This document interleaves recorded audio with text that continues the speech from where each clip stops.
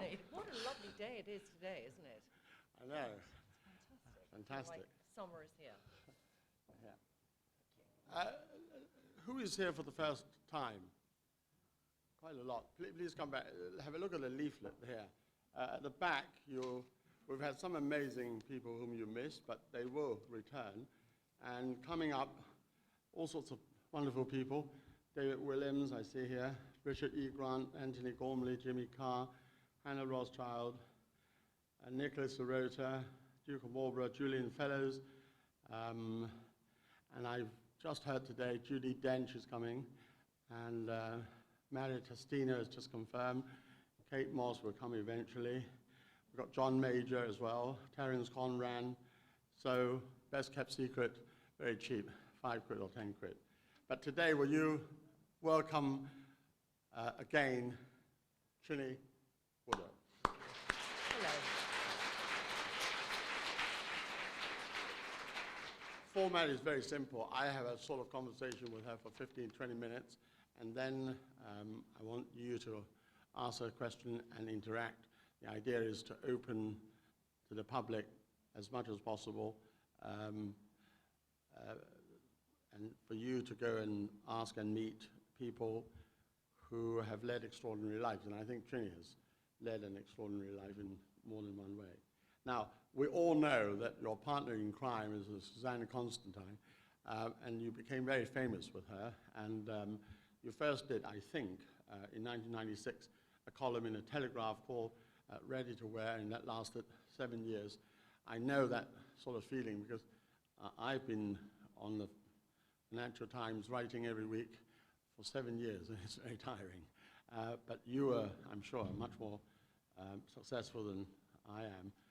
And in fact, between you two, I read up that you have together written about 11 books and have sold 3 million copies. So you're a very famous author and very successful. Must be very rich as well. They don't always go hand in hand. Well, I saw Boris Johnson's tax return, and on his one book on the Churchill, he earned £1 million, and he only sold about 500,000. So if you sold 3 million, you must have earned £6 million. Divided by 2, 3 million. And I gather your net worth is 15 million or 50 million. So I wish. Very rich. But listen, I watch your program. I, of course, unqualified, really, to interview you because I know nothing about big knickers. I know nothing about bras and so forth. But I'm addicted to your program over the years. And I love the way you tell people exactly what you think. I feel sorry for most of the people you interview, but they always come round, most of them, and they judge you to be the right stylist and so forth. Now, you've been doing this for years and years and years, and now you're on a blog which my wife loves, and every night she shows me what you say, and you go completely mad. And I think the other day you even had a flash, which I was very keen to look at. And, but it's got squares all over it. I'm very disappointed on that. But tell us, were you bored by the end of 7 years of writing, perhaps 10 years of television? Was there a saturation point when you thought, I've done enough? Or did you think that you had more things to do and wish that you'd gone on? I think when I started, I sort of fell into this because I went and wanted to have a career in the city, trading commodities, which I did for a while, but absolutely hated. So I had I met Susanna in '94, and till about 2007, we were kind of doing TV shows and series with BBC and series for ITV and books. And then I think careers go in cycles. And in 2007 or 8, we did a show in America, a little show, but in England, we were not popular anymore. There were other people. There was Gawk, there was How to Look Good Naked, there was other shows. So in a market that maybe we had kind of been instrumental in starting of the concept of that makeover. I mean, Cinderella started that, but you know, the kind of modern day one. There were other people. So I remember Susanna went off to do something, and I was sitting there thinking, what are we going to do? And then we got a call from a tiny little TV company who wanted us to go make a show in Belgium. So we went to Belgium, made a show, go where you wanted, and did the show. And then it was taken to a TV conference in Cannes, and 14 countries said, can we have that show? And I thought they just want to buy it, but they said, can you come to those countries and make that show? So we went from being an entirely kind of British brand and a little bit in America, we used to do Oprah a bit, to suddenly going to these random countries. And that kind of opened up everything, because when you get to travel and you find in whatever country, from Israel to India to Australia to Scandinavia, to Italy to Germany, that people have the same issues, then you kind of think, this is really, there's something in this.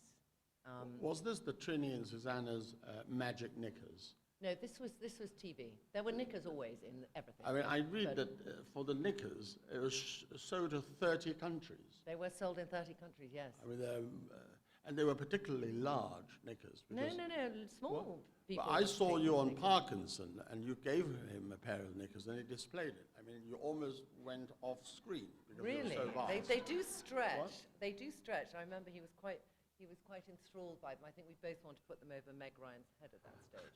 I know, yes, apparently she was rather rude to you. But as far as you're concerned, I've always been very conscious that you didn't set out to be a curator of high fashion.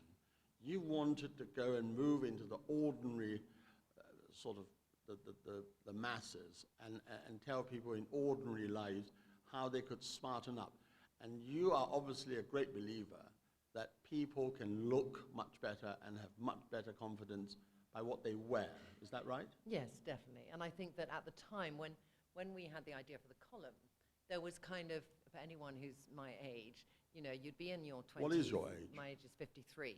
No, but then you were... then. Yes. So when I was kind of in my very early 30s, you would look in magazines like Vogue and you would see a warehouse top, but it was never made for the store. It was made so Vogue would photograph it. So there was this kind of lack of being able to have great fashion. Zara didn't exist, Mango didn't exist. You went to Monsoon, M&S, or Miss Selfridge, or Kukai as well.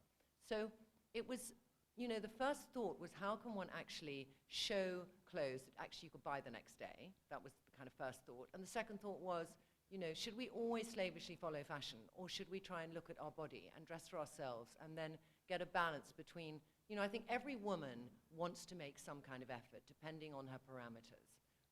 And some women go through stages in their life where they lose that kind of passion, or they lose a part of themselves. And I think in our shows, we endlessly were having women come to us who had kind of got to a little barrier in making the most of themselves, and we kind of picked them up and moved them forward.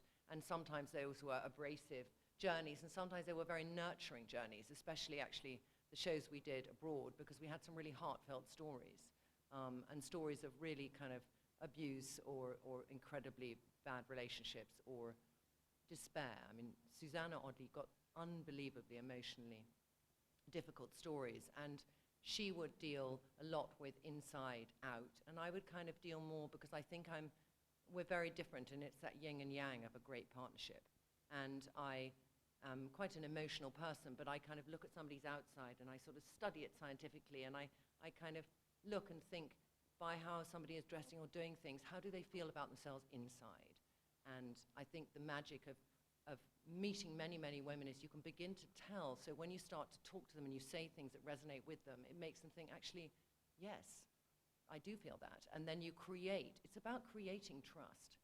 Whenever you want to try and help a woman, it is about creating that. But I mean, did you not think that you were transgressing beyond sartorial advice onto marital advice? Because half the time you were trying to gauge the emotional. When you said the inside, I mean, do you think you were qualified to give advice on that emotional level, given that both you and Susanna were quite emotional yourself? I would say I will take emotional advice from a friend, and I think Susanna and I, you know, we had this tagline in the show, when it's what your best friend won't tell you. But I feel my life has evolved a lot since then, and you know, that part of my life was probably about 10 years ago. And I think that women want somebody to help them in some stage, and it's about gauging whether you feel they're ready to get help. And it's not about saying, you know, you must leave your husband. It's about saying, where are you at that how you feel about yourself, that you want to make more effort, or where. So if I had to kind of do the stages of women, all right, I think there's different stages of women, and you can all put your hand up if you like to, because I think it's important that we are all interacting. But I think when women leave school and they go to their first job, they have a big shift, because they're no longer kind of in this carefree life. They have a responsibility. They're going to a workplace where there are people older. They feel that sense of wanting to make an impression, but they feel a little bit insecure too. So it's gauging how they should be in that, how they should act and how they should look. Then there's kind of a woman who is going back to work, and she's had kids, and she's, you know, going into a job where she might be a little bit older than other people, and she feels a little bit, how, you know, I need to catch up, and I need to have the, not armor, but I need to have the look of confidence so that I can execute that. There's women who go through menopause and have a really tough time because their body changes, their mood changes, they get, you know, they feel depressed one day and euphoric the next, and they feel emotional in times when they never usually would feel emotional, and it's getting through that. And I have a lot of women I talk to now about menopause. A woman whose husband has left her, you know, and getting your confidence back to kind of go out and be the woman you truly want to be with yourself or be with somebody else. So all these stages are when mainly we would be interacting with women and helping them. I mean, before menopause, a lot of women come to you because they thought that their husband should be taking more interest in them in bed. I mean, was there any sexual... No, yes. there wasn't. What? No, I don't think so. I mean, did people say, look, listen, how can you dress me? Can you get me something from Agent Provocateur to make me sexier so that my husband can come and ravage me? No, I think there was a lot of the other way round. The other way women round. saying, my man really doesn't make any bloody effort anymore, and I think he needs to. So I think. And how did your magic knickers work in that You keep field? going back to the knickers. I know, because I mean, it's an amazing title. I mean, did you think that knickers could actually make quite a difference in enticing your husband to pay a bit more attention to you at night? No, knickers are nothing to do with men. All right, okay. Magic knickers, the concept of magic Say that knickers, again. are to make you feel good about your body. So, you know, you want to kind of suck it all in, and you want to feel that you can get into that dress you couldn't get into. Then you can wear it. Did you ever think of advising men? Yes, I have. Oh, you have? In your program? Yes. What do you tell them to do? I mean, women, you can have Do you want the funny story? I'll give you Yes. the funny story and Yeah. the serious story. Okay, so the funny story is Jeremy Clarkson. He was Yes. very amusing to dress. Oh, He yes. ran out of a shop called Nick Ashley because he sort of said, I can't try on a 5th pair of trousers. Who do you think I am? But secretly went back and spent £2,000 off the show in that shop, which was lovely. And then you have the other extreme of a lovely man. I remember actually one of the first people and whatnot to wear called Matthew. And Matthew always felt the fat boy at the back of the class, the fat boy at the back of the pub, and somebody that was teased by a ton of people. And he hated to have any mirrors in his house. So he had all the same issues that a woman who felt uncomfortable about her weight did, but he didn't feel he had permission to say it. So it was dressing him so he could see himself differently. And many people, you know, see themselves in a mirror and choose to see the worst bit about themselves. So it was giving him the confidence to actually, you know, he wrote us a letter off and said, I went out and I was the front man in the pub. You know, he felt what good. do you tell him? I mean, I'm fat. I like to know, what's the magic formula in making yourself look a bit thinner, other than you think that you've got anorexia or something? But how do you make that fat Matthew look more confident? Did you dress him in larger clothes, or, I mean, what was your advice to a fat man? So we're getting so off skew here, but I'll go down this path for the sake of the thing. I think women are 12 different body shapes. Our body shape Bible was 12 different body shapes women. Men are sort of 6 different body shapes. So 6 different body shapes that are relevant in how they dress. So and they're not just shapes, they're kind of situations. So there's the barrel man, and that's a man who it's about his belly, and he wants to kind of, you know, cover his belly. So Jeremy Clarkson would do the winch it in and lift it over. And Matthew did the huge shirts. And so it was a question of saying to Matthew, you want to create 3 vertical lines at the front of your clothing. So, you know, we would do a T-shirt and a shirt that was open and a jacket over, and you created these 3 vertical lines, and he went like that. Not wearing oversized clothing, because many people with body issues want to hide in large clothing. Then you have the petite man, and the petite man is obviously petite, and you kind of want to tell him, don't break up, like with a petite woman, don't break up your color scheme. So I find many petite men will, you know, wear something and they'll wear a brightly colored shoe on the bottom, but it drags your eye immediately down there. So it's just to keep it all tonal, and it actually elongates them. So little tricks like that apply to men and women, but I think men need fewer rules for things, don't they? Otherwise it gets too complicated. But I remember Jeremy Clarkson saying to you after your makeover with him that he'd sooner eat his own hair than come back to you. Yeah. Was he joking? No, he wasn't, and then I actually went and did Top Gear as well, and he punished me then nicely on Top Gear. What, So on the car? Yes, he made me go round again, because I'm quite I love driving, and I went round and I got a good time, and then Susanna went round, started raining, and he said, you've got to go round again, and I went, no. So I went round again, it was a kind of, then I went from 3rd on the board to 10th or 11th on the board, and it gutted me, and he was like, it was raining, Trinny. So, But you are very clever. I mean, I read one of your quotes. If you want to make yourself look the best, you don't necessarily have to diet. You just need to wear the right stuff. I mean, that's very clever. You know, I would immediately buy that, but I don't know what my right stuff is for me. But I now want to concentrate after this on 3 vertical lines. I don't know how to create 3 vertical lines, but I'm going to think about it. If you wear an open T-shirt, that's only 2 vertical lines. So where's the 3rd one? because you've got the T-shirt, and then you've got the shirt over, and then a jacket. So there's, in fact, 4 vertical lines. Right. Well, all 5. If I wore a jacket with 1 sleeve, that would be 3 vertical lines. We're splitting hairs, David. Yeah, okay, well, there it is. Now, in fact, you were very modest about your conquest on television, and you just sort of mentioned En Passant on BBC America. In fact, you were very successful in America. You went on the, of course, you know, to go on to Oprah Winfrey shows is no mean achievement, and you advised a lot of people. So you became very internationally famous. So a few years ago, you just decided that was about enough, and Susanna wanted to do her own thing, and then you obviously came to think what you could do yourself, and that's why the blog. Is that right? Yes, it's kind of right. I had, I think we'd done with these shows, which were great to do. We did about 28 series in 4 years. So I spent Monday to Saturday morning abroad and came back Saturday morning till Sunday night. So What do you mean you became abroad? So I would be abroad. So I spent, you know. Sorry, joke. Sorry. It doesn't matter. I'm too slow tonight, Friday night. So it was, we both had kids, and it was too much traveling. So came back, and Susanna wanted to write a book, and I thought, I want to do something by myself. We'd had 15 years together. We still are unbelievably close friends. But I just had always wanted to build something in my life. And I had an idea for a business, which I'm working on now. And it's in the beauty area. So I had always been interested in beauty. I'm far more vain than Susanna.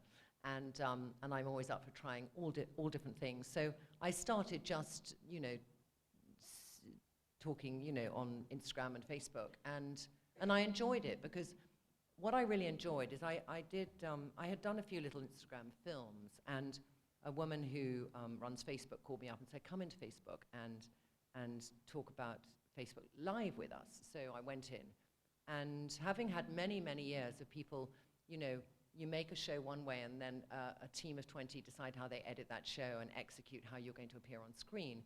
I remember sitting in this Facebook thing, and he said, just, you know, go home, put the camera up, and just start filming. So I went, and I put it on my bathroom window, and I just started filming, and people started commenting. And I thought, this is unfucking believable, because it's me and people who are out there, and I'm engaging with them. There's no editor, there's no director, there's no TV channel telling me how to do it. I can just be really me. Excuse my naivety, but if you put it in your bathroom, Yeah. A lot of people are bound to take an interest, aren't they? I mean, if you had it in your Yes. in your attic. I don't think, you know. The bathroom is a place that lots of things happen, but I am generally I'm sure fully that, clothed in the yes, bathroom absolutely. daily. Yes. But let me just ask you one little thing, because that is the only bleep which I found in your entire extremely successful career, because you and Susanna started, quite rightly, because you were the experts, a company called readytoshop.com, but it didn't go quite well. What was the reason for that? That, I'm learning a lot from today because I'm getting back in that arena. But in '99, I was just looking at online, and I remember I got a little CD from Cable and Wireless, and it was The Horse Whisperer. But somehow in all of this, I kind of thought online is quite interesting, and you've got to cast your mind back that at the time there were hardly any shops online, but I just thought this is quite an interesting place. And I said to Suzanne, I think we should do something. I think we should provide a service online for women. And I think we could just write something up. So I wrote something up. We went to see Cable and Wireless. And I remember I said, the woman said at the end, Jill Street, never forget her name, how much money do you think you need for this proposition? And I was thinking it'd be a place where women could come and they could see what's on the high street and they could go and buy it and we'd help them. That's about it. And I said about £500,000. Literally, Susanna kicked me on the table like I was a mad person. So 2 weeks later, we got a message from Jill saying, come back in. She said, I think the amount's wrong. I think you'll need 650 grand. And I said, okay. So a week later, the check was in our account. And I couldn't believe it. But we then thought we actually have a business. So we finished writing our plan. We then went out and raised 7 million, which we raised in 3 months. And started building this business, got lots of women involved. And I was incredibly excited by it because I'm a bit of a techie at heart. And I loved the concept of what could be delivered. But my biggest problem was that I had this big service I was going to offer women, which is we photographed 6,000 items of clothing on High Street. We put them all in a database. You could come and do your body shape, and then they would, we'd tell you where to buy it. Where are we going to make the money? And we sort of thought we'd collect data from women, and that data can be helped to tell Procter & Gamble what cosmetic companies, you know, what next cosmetic ranges to make. It's sort of fudged together, but the bottom line was 2001 hit, and no money was forthcoming, and we had to fold. So I remember doing an interview with the FT, and I invented that word. We're going into hibernation. And it was a time that was then, Susanna went off to have a baby, another baby, and I had to close down the company, and I had to pay everyone off. And it was a really, really steep learning curve. And but I've always been obsessed with doing an online business. So when I got this idea I had 2 years ago, and I wanted to do a personalized business for beauty online, it was a real step to think, can I do this? But I think I learned so much from that experience. And so it took me 2 years, but I raised 2.5 million just for Christmas. And I'm now building a little team. And it was so nice today. I take a place from our tech firm in Shoreditch. There were like 6 of the girls that I'm working with, and it's exciting. And they're young, and I feel very responsible for them because we can't afford to hire very experienced people. So there's me and my accountant, COO. There's my assistant who's become project manager. We're really tiny, but there's a phenomenal tech team. And I kind of had this vision for this way of doing personalization, and it's just tremendously exciting. I'm in an office with 60 people under the age of 30, and it's the most stimulating thing ever. I get out of bed, and I'm so excited to see what the day will bring. And it's like I can't find enough hours in the day. Well, I wish you well. I'm sure that with your learning curve, the lesson of ready to you'll be much better on. The problem with what you describe is, of course, 2 things: overexpansion, with an internet, with a net company, and also the fact that you need deep pockets. So when you folded, it wasn't necessarily the case you were a failure, but the fact that if you had more money, you would have gone on to be successful. I mean, you're in very good companies. I mean, there are incredible experts. I remember there were 2 Nobel Prize winners, Merton and Scholes. They won the Nobel Prize for economics in 1997, and they went to set up a hedge fund on derivatives, and he's always absolutely no way they can lose the money, because these are the two mathematical geniuses who won the wretched Nobel Prize, okay, and I think it was called Long-Term Capital Management, LTCM, and it went bust. So in good company. Apple, for example, nearly went bust. And nowadays, I mean, even Amazon and Net-a-Porter, they don't really make any money, but they've got very deep pockets. So, you know, I wouldn't give it up. But as you say, if you've got to make the capital last, and you've got to make it last as long as possible. Listen, good luck. And I've now hogged you for 25 minutes, so I want to ask you to go and ask Trinny a question. So, intelligent ones only, please, okay?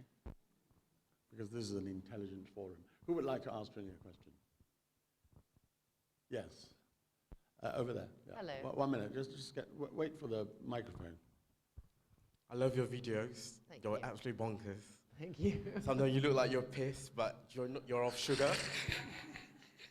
Where did you get your energy from, and what do you eat every day, and how do you keep your beauty? God. I think I've always had tremendous energy, and I kind of have a very normal, I mean, I'm actually 10 days on no sugar, but I never in my life dieted, and my whole family are quite thin, but I eat all through the day. That's kind of how I eat. I always have a proper breakfast. I have porridge, berries, cappuccino. Then at about 11, I creep down to Pret and I get their ham and cornichon little brioche. And then I have about 6 green juices. I have ginger shots from Pret, lots every day. I have a lot of ginger, weirdly. I have about 2 or 3 coffees a day. I smoke. I kind of, you know, probably at night I get into bed with a tray of food and I don't get out of bed again. I kind of love I could be doing more exercise at the moment. My day starts at 6 a.m. and I don't finish till 7 or 8 at night. And I just know I need to do that. And for me, at the age I am, it's about I want to be agile. My mother is 86 and she's never been tremendously agile. She's an amazing woman, but she's not. And I think we kind of look at our parents and we think, what do we need to be careful of, aware of? All those things, you know, that moment you look in the mirror and you think, I'm turning into my mum, whom my mother is a spectacular woman. But I'm aware to look after myself, and I'm aware to give my body fuel and to breathe in the air. And I think things that are the most important for me to be aware of are being angry, being stressed, because those things affect me. And it's to kind of try and get a balance on that. But I mean, I'm So sure that's because, that's kind of it, yeah. because your DNA is one of those people, irritatingly, who can eat a lot and not expand. I mean, I don't want to be derogatory in the slightest to Susanna, who is a friend of mine, and I love her dearly, but she obviously has expanded a bit over the years.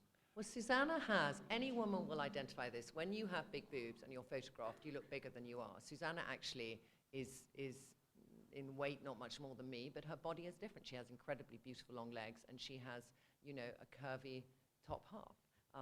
And wherever you carry your weight and however you stand and how you're perceived is how people judge you for that. But I think she has the most fabulous figure. Have you given her advice to look better? Susanna called me up, actually, because she does watch my Instagram bit. And she went, Trinny, I think we should go and do a Facebook Live where you make me over.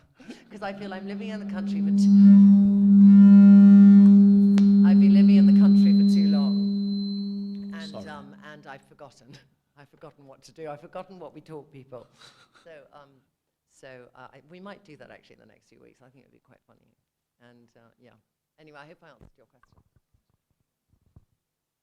Go on. Oh, Yes. thank you. Thank you very much for a very uplifting talk. It's good to hear that clothes can help us grow. That's Yes. fantastic.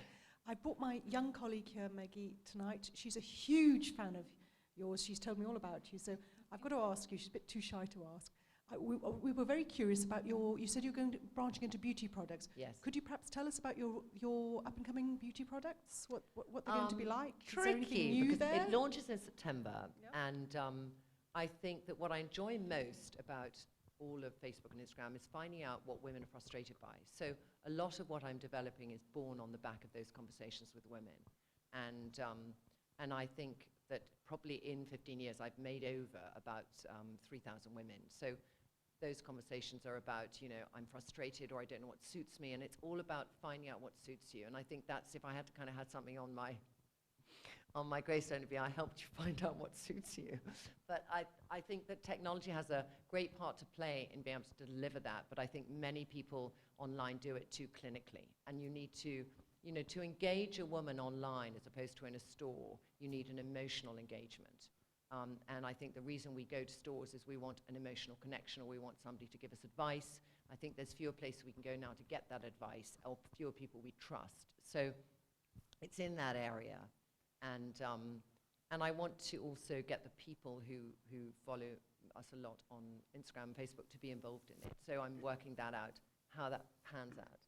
Beauty or cosmetic, or are they the same? It's going to start in cosmetics. They're slightly different. It starts in makeup, and then it's going to go and expand out. I find women without makeup much more attractive than women with makeup. I mean, do you find that, or is that? I tell you, I think you probably find women without makeup, or women you don't think are wearing makeup, more attractive than women. Because I think many women, I mean, I think every woman can decide, is that bright lip you're wearing going to make you feel good about yourself? It is. You put it on today because you thought, it cheers me up. I look in the mirror, I feel alive and present. Another woman might say, I love eye makeup and I want a flower in my hair because it makes me feel I'm here, you know.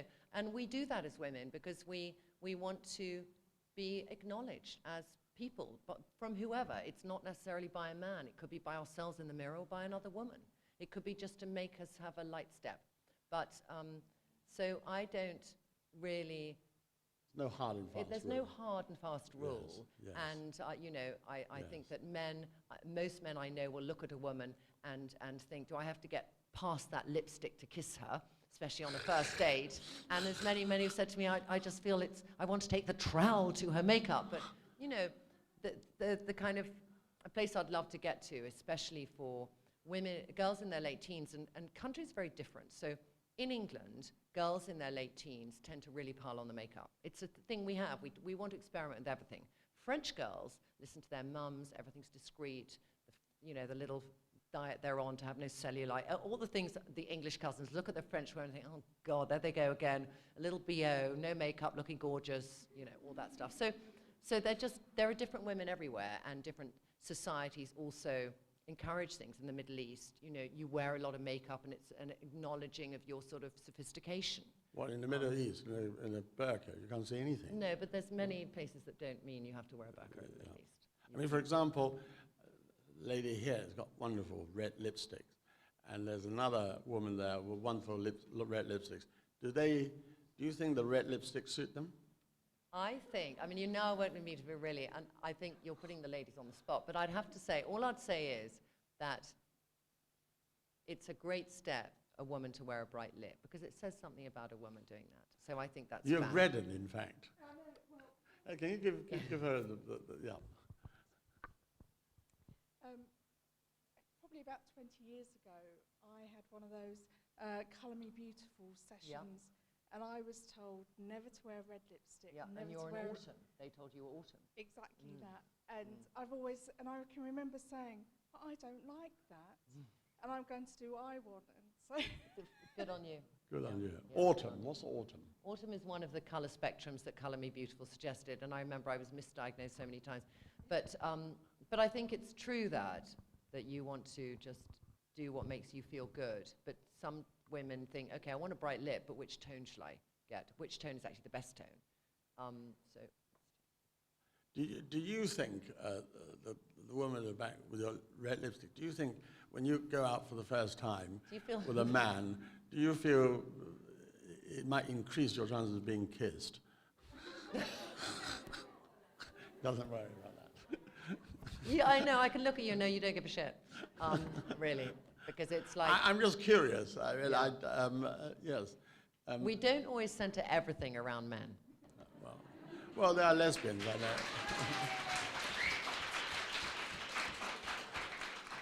Yes, question. I wanted to congratulate you because you look as beautiful as when I met you when I came to England in 1999. And I was going to ask you the same question as this gentleman, but you have answered. My second question is it indiscreet to ask you to describe your relationship with Mr. Saatchi? It's a bit. He's my boyfriend. That's it. Good. Next question. Does he does he say to you, shouldn't you wear that, or do you think, you know, a bit less lipstick, or I mean, does he pass comment? Are you discussing your own relationship or mine? Yours. Okay. I mean, I think I've always dressed for myself. And I think there are moments when I might think, what do I want to wear? Put two things on and say, what do you think? And I said that to my first husband, and I said that to Charles. Excellent. Hi, Trinny. Hi. Thank you for being here tonight. First of all, please hire me.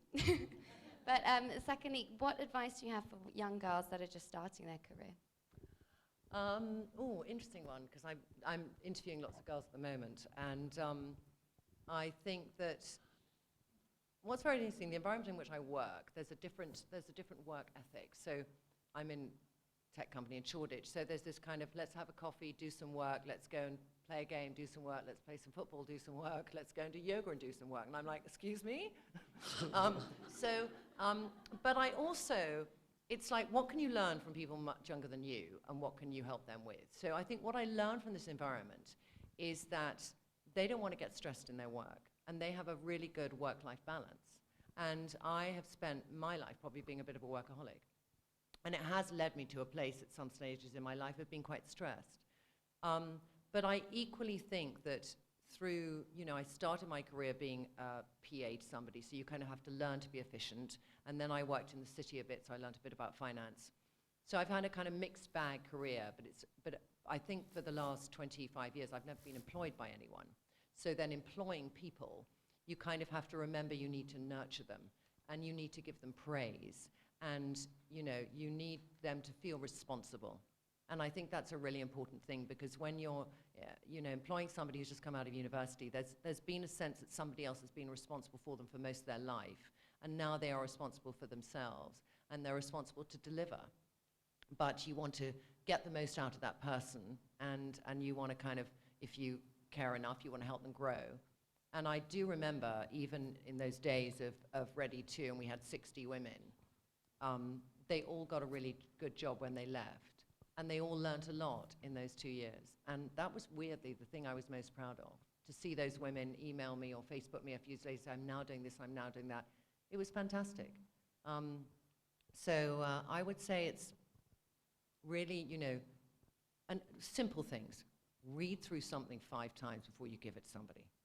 You know, grammar has unfortunately digressed and gone downhill a bit in this day and age. And little things like that matter, because when you're working for somebody who knows a lot more than you, they're going to quickly see your mistakes before they see what you're good at, in a way. So, you know, today I had a designer presenting some stuff to me, and he hadn't thought of 3 things. So I was aware of those 3 things that he hadn't done right before I could really look at what he had done right. So if you can get the silly little things which you should just become every day you get right, then people can focus on what you're really good at. So there's something to be said that too.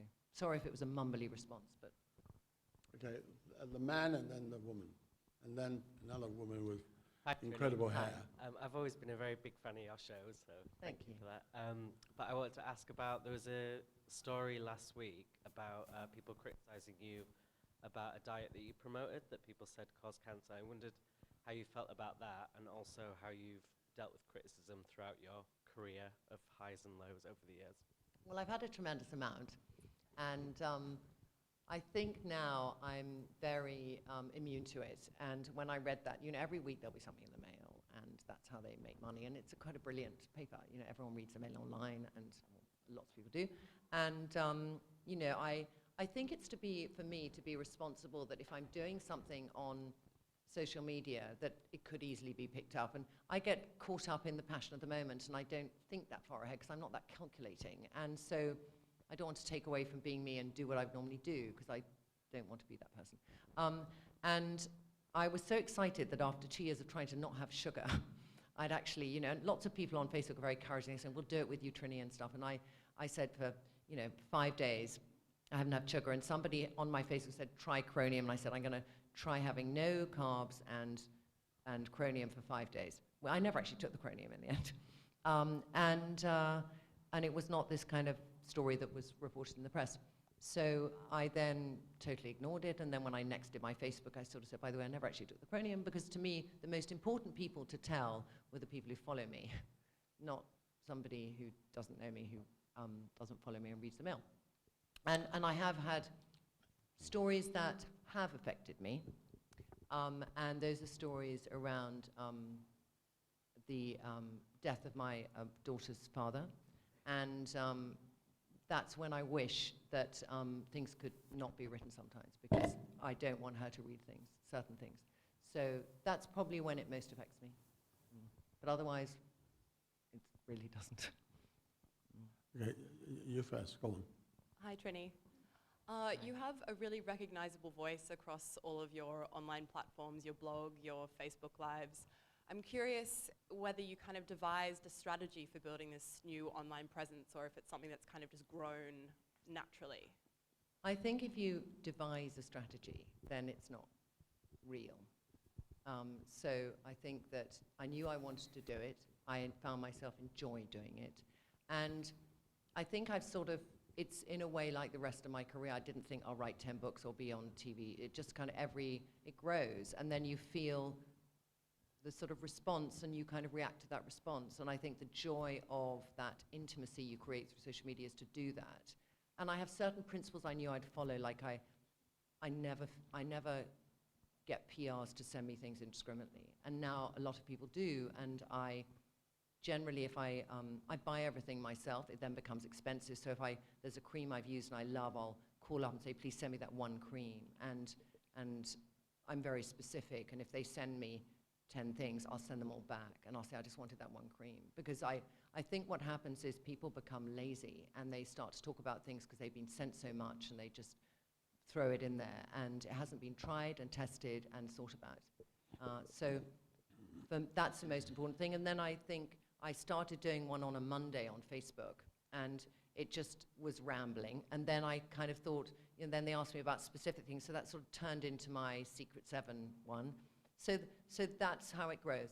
And where I am is where I film. So on Instagram, I'll do, I did today a fashion in Shoreditch. I took off my trousers and put on another pair, because that's what I would do even if we weren't filming it.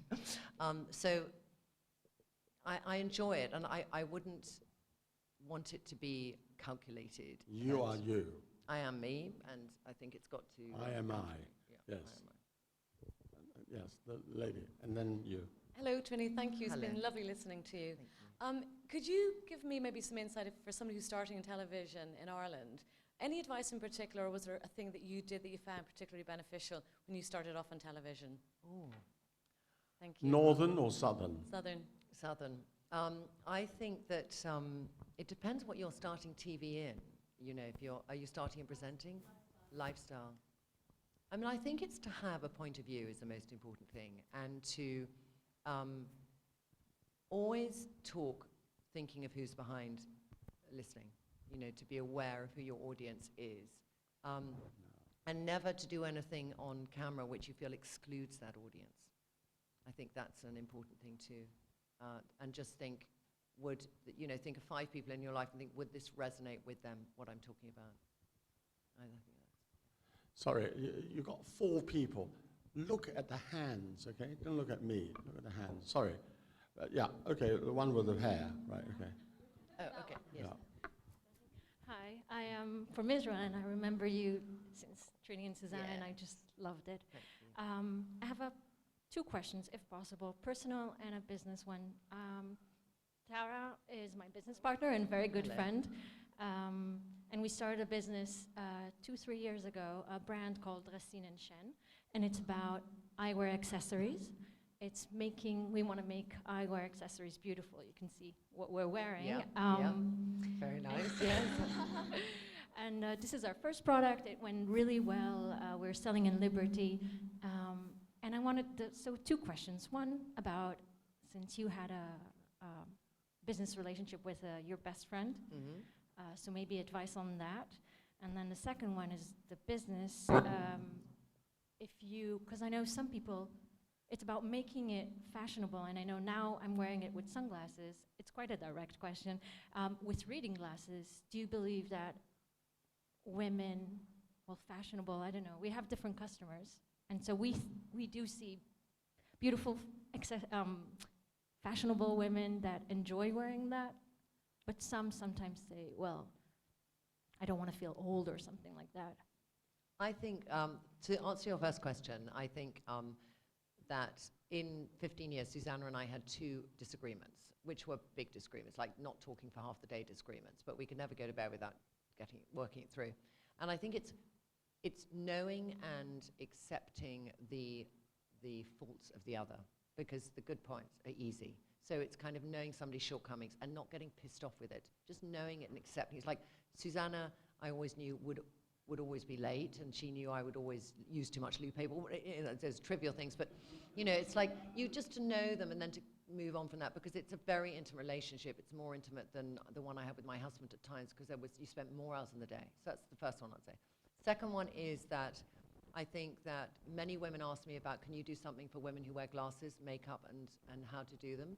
So, so I think it's, you know, to have accessories that are kind of there for glasses is something that is alien to quite a few people. So you're going to have to break through to a market where it is stigmatized by suggesting that hide your glasses, wear contact lenses, or make them really cool. But, you know, I'm always forgetting where I put my bloody glasses, and I'm at that age where I'm thinking, where are my glasses? And then my piercings are in your head. You know, most embarrassing thing. It's like, so there's something in it, and it's how you pitch it, and it's how you make it. You know, you place it totally out of the box when you're doing the photography and when you're doing your Instagram account, and you got to make it cool.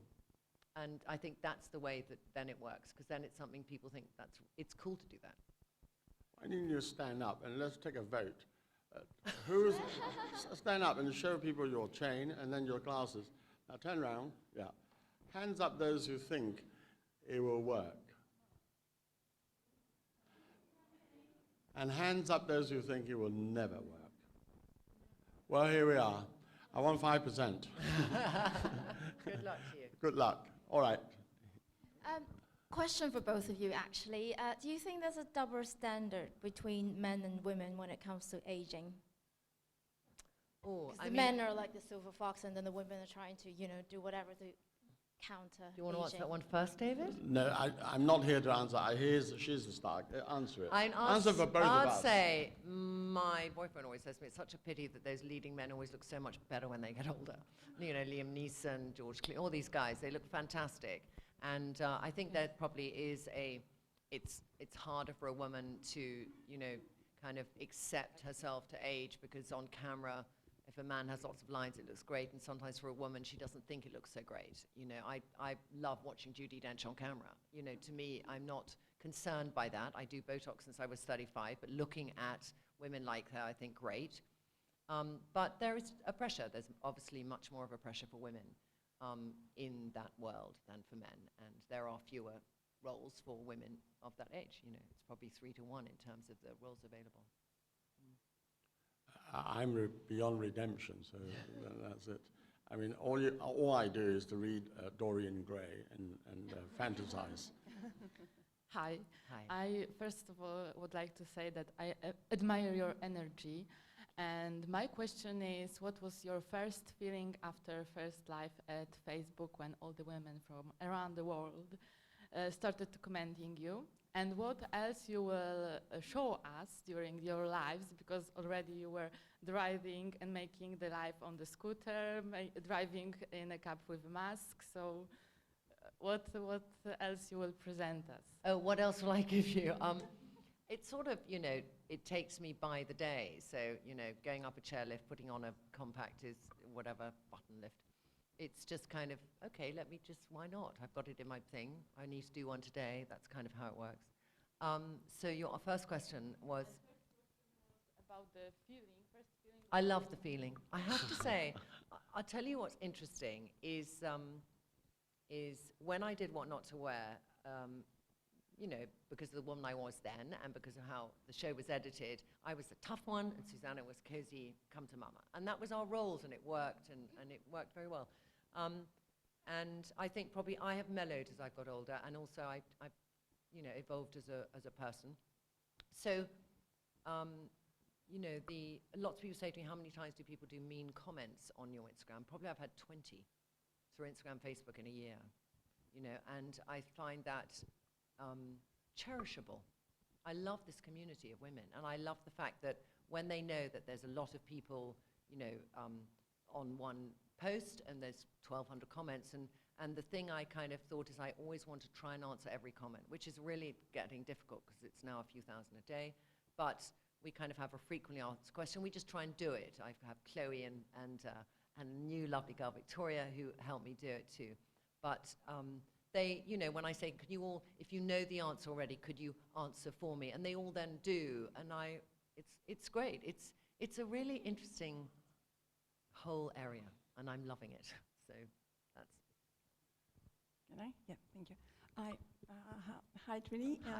My name is Arina Bragin, and I run independent fashion brand in London. We do handbags like Mary Poppins carpet bags. And thank you very much, first of all, for sharing your life with us. I'm actually trying to live without sugar right now as well, so it's hard. I know what you're going through. My question will be per business, because you mentioned your website, your Facebook, your Instagram. Can we offer you our bags for if you like them, of course, for your Facebook? You're very sweet to offer, but I never accept any people offering me things. So do you want £1 million? I will give you a card, and you go online. Yeah, no, and what I'll do is you just choose if you like. No, I don't. I wouldn't actually. But I'll look at it. So if you email and just say, please look, I'll look, and if I like it, then I'll order one. But I don't ever like people to send me things. No, just if you like it, so it's not. So do and get in touch that way. It's very tricky because I don't want to appear rude, but I just feel it's a kind of sit down. Thing. Okay. Thank you. Thank you. Good luck with your business. Yeah, sorry. You first and then you. Hi, Trinny. First of all, very big fan.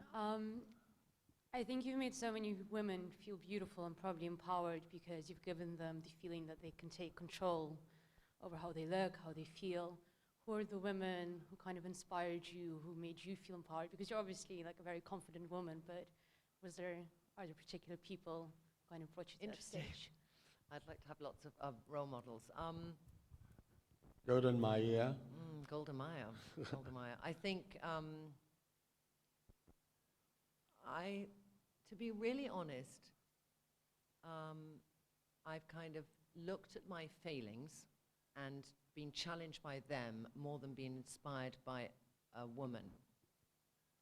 Okay, yeah, that's probably what has motivated me. And I've looked at, it's a really tough one, anyone who's a working mother, but my mother didn't work. And there were times in my life when I was a teenager where I didn't respect her. I went through, we've all had this an era where we don't respect our mother, and we can't just love them for who they are. And she was always a starter and never a finisher. You know, she always start a new little business, but then it would flutter. And so there was a thing in me that I must always complete, you know. And then my father was very successful when he was young, and then he lost all his money when I was about 18. So I grew up in a very privileged family, and then at 18 I was going to go to university in America, and suddenly I had to go to work. So I couldn't go to university. So I think I learned from those things more. But who do you think is the most elegant or stylish woman that you consistently say, she's got taste, she's elegant, timeless? I mean, are there one or two names that you might I think it's got to be more than that for me.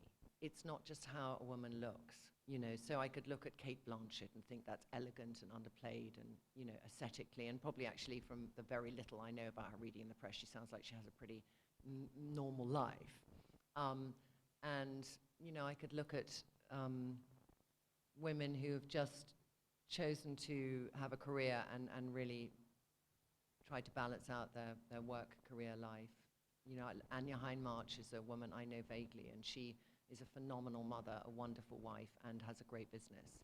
And someone like that, actually, I would say, you know, those kind of people who are slightly my contemporaries and I look at and I might have known when I was much younger, and they had a consistent career and mine went and I look at that consistency in their career and I really respect it. Hi, Trinny. Thank you so much for being here. You touched briefly on my next question about motherhood. How did you balance motherhood with work? What was the hardest part about it? And how did you ever feel judged? I think the hardest thing to begin with was working out if I wanted to become a mother. And then when I realized I wanted to become a mother, that the path wasn't so clear. So I kind of felt I wasn't ready to be a mother for many years. And then kind of at 35, I thought I'm ready to be a mother. And biology wasn't ready for me. So I had 19 IVF to have Lila. And I lost 3 babies. So it was a path I didn't predict would happen. And through that, if anyone in this room has experienced that kind of, you know, trying to have a child and finding it difficult, I never gave up, but I kind of never thought I'd be a mother. But it made me very committed once I was pregnant. And even when I was pregnant, I thought I'd lost the baby. I went to America and was doing the Oscars and I started again bleeding on the, you know, as I was filming. And I felt then I felt good. I thought if I hadn't been working, maybe I should have put my feet up and blah. And I remember coming back to England, I called up my gynae and I said, I've lost another baby again. And he said, just, you know, come back and whatever. And I came straight from the plane. I went straight to his surgery and he had a little small, you know, scanner there and he put it over and I heard her heartbeat and I just burst into tears. And then it didn't stop me though working because I had her, and she wasn't totally well when I first had her. I had her early, and she had very bad talipes. So it's that thing of, you know, you kind of get through and you have the baby, and then how is she, Johnny? She's fine. There's just a problem with her feet, which were backwards. I thought this child will never walk. And she had to have her feet and legs broken, and she was in casts. And so it was it was a stressful time. And then also I was the sole breadwinner then. And so I couldn't stop working. And I also probably didn't want to stop working because I knew for me I need to give myself value, I need to get my value through work as well as being a mother. And so I was back at work 2 weeks after I had her. But I was working for myself, so it was not a work of 9 to 5. You know, she is sort of an only child. She has a half brother, but when you have an only child as well, you are very aware that you permanently are entertaining them. They haven't got a brother or sister to entertain them, and so you kind of feel that responsibility, and you kind of think, am I doing too much for them, not enough for them? You know, it's the holidays now, and she doesn't have a father, and so I kind of feel, what am I going to do with this month? You know, because I can't take a holiday. I took 4 days skiing. I can't take a holiday. I don't have the financial means. 50 million scrap. I'm in a huge mortgage in my property. And I, you know, what am I going to do? And then I just said to her, she's 13, and I found a photography course. And I said, I think you should learn photography this week, Lila. So I packed her off with a friend, and she took the tube. She'd never taken the tube before, to Hatton Cross, and she did a photography course for a week. So, you know, she knows I work. And she understands that. And there are days when, you know, she wishes I didn't probably, but also it makes her, I hope, you know, I hope it makes her want to feel she should too have a career.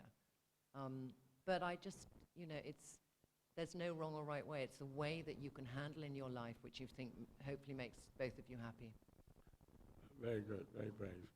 Okay, one last, yes, let's give it a clap. All right, let's have a last question. I just wanted to ask, obviously your business is taking off this year and you're very busy with Facebook Lives and all of your social stuff. But I know you do some stuff on This Morning. Do you think you'll do more TV work in the future? A difficult one because I enjoy This Morning. And This Morning also gave me a chance. Last year I wasn't on telly at all. I tried to pitch some shows. Nobody was interested, you know, and then they asked me to do it. And I loved it. I felt very grateful, actually, to be back on UK TV. And I enjoyed it. And it was the time when I was trying to raise money for this, and I was thinking, is it going to happen? And so you're kind of hedging your bets at that stage.